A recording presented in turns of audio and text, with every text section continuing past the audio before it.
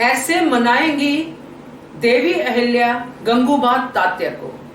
नमस्कार दोस्तों, स्वागत है आपका आपके अपने चैनल हंग्री स्पिरिट्स में। हंग्री स्पिरिट्स देख रहे सारे दर्शकों का मैं अंजू शर्मा दिल से स्वागत करती हूँ। तो दोस्तों, गंगूबा तात्या जो नाराज हैं देवी अहिल्या से, जिनको ये लग रहा है कि देवी अहिल्या अपनी ही चलाती हैं, जो द्वारिका ने पंप भरा है उसका भी असर है, और फिर उनके सामने एग्जाम्पल भी आ गई। तो देवी अहिल्या बहुत कुछ कर रही हैं, ये गंगूबा तात्या को लगता है, और उनकी मनमानी चल रही है। ये सारी फीलिंग्स लेके वो नाराज हो गए हैं, और इस नाराजगी को दूर करेंगी देवी अहिल्या, और गंगूबा तात्या अपने दिल से इस प्रस्ताव को स्वीकार करेंगे।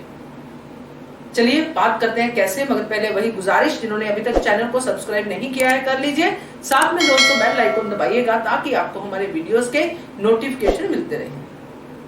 तो देवी अहिल्या का सबसे पहला काम क्या था कि उस शख्स को पकड़ना जिसने नाम काटा गंगूबा तात्या का। मगर वो शख्स तो घर का ही है, ये तो सबको अंदाजा हो ही गया था कि किसी ने रास्ते में ही चीजों को बदला है। देवी अहिल्या ने खुशी में मोहर लगा दी, क्योंकि उनको तो लगा ही नहीं कि ऐसा कुछ होगा, क्योंकि वो उस समय तैयार हो रही थी, उन्होंने मोहर लगा दी, या जो भी कुछ हुआ, मगर मोहर लग गई। तो देवी अहिल्या को भी ये जानना है कि किसने किया। सिर्फ ये जानना ही काफी नहीं गंगूबा तात्या को मनाने के लिए दोस्तों। जब ये जान भी जाएंगे कि नाम किसने बदला, तो भी गंगूबा तात्या के तेवर बदलने वाले नहीं हैं, क्योंकि उन्होंने पहले ही ये कह दिया था कि मैं तो इसमें सहमत ही नहीं हूं, मैं तो खुद नहीं करना चाहता ये प्रस्ताव, यानी कि मैं खुद इसकी रिस्पॉन्सिबिलिटी लेना ही नहीं चाहता, ये प्रोजेक्ट मुझे चाहिए ही नहीं। वो तो अच्छा हुआ कि मेरा नाम काट दिया, मतलब अंदर से ही तैयार नहीं है। तो यहाँ पे दूसरा जो काम करेंगी देवी अहिल्या, वो करेंगी जो हरकू बाई साहब ने किया है, क्योंकि ये तो हम सब अब तक मान चुके हैं कि देवी अहिल्या को साथ देने के लिए जब शिव शंभू सामने हैं, तो किसी और की क्या जरूरत। उनके जो दूत हैं उनके सामने आते हैं, उनका मदद करते हैं, और देवी अहिल्या के सामने जो चीजें हैं वो समझ में आ जाती हैं कि हाँ ये इसीलिए हुआ है।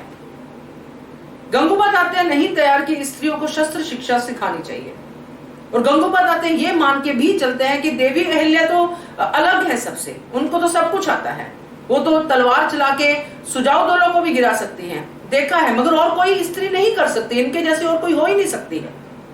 बिल्कुल सही कहा, इनके जैसी कोई और नहीं हो सकती है। मगर ऐसा तो हो सकता है कि अगर स्त्रियां शस्त्र शिक्षा सीख जाएं तो अपना और अपने बच्चों का जो है उनकी सुरक्षा कर सके। इसी पॉइंट पे तो अड़े हुए थे ना गंगूबा तात्या की, बार बार ये देवी अहिल्या क्यों बोलते हैं कि आगे काम आएगा, आगे काम आएगा, ये शस्त्र शिक्षा आगे काम आएगी, आत्मरक्षा आगे काम आएगी। ये बोलने का क्या मतलब, कई बार उन्होंने ये सवाल किया भी, आगे का मतलब क्या है।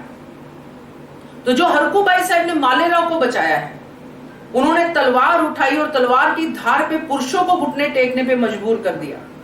जब ये एग्जाम्पल देंगी देवी अहिल्या कि अगर उस समय हरकू बाई साहब को तलवार चलानी नहीं आती, उनके अंदर वो कॉन्फिडेंस नहीं होता एक तलवार उठाने का, तो आज मालेराव साथ में नहीं होता, आज हम लोग कोई और ही बात कर रहे होते। तो जब ये साक्षात एग्जाम्पल को सामने रखेंगी देवी अहिल्या, तो गंगूबा तात्या को मन से मानने पे मजबूर होना पड़ेगा कि बात तो सही है, कि जरूरी नहीं है कि हर जगह पुरुष ही पहुंच सके, क्योंकि वहां पे पुरुष भी थे, सब लोग थे, मगर एक स्त्री ने मालेराव की किडनैपिंग को बचा लिया और पुरुषों को भागने पे मजबूर कर दिया।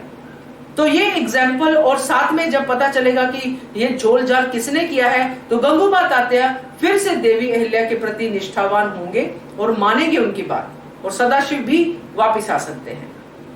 मुझे तो ऐसा लगता है दोस्तों, आप बताइए आपको क्या लगता है इस पूरी बातचीत के बाद, कमेंट कीजिए। देखते रहिए channel hungry spirits. Thank you so much. Subscribe to our channel by clicking the subscribe button. Click the bell button and enjoy the latest uploads from our channel.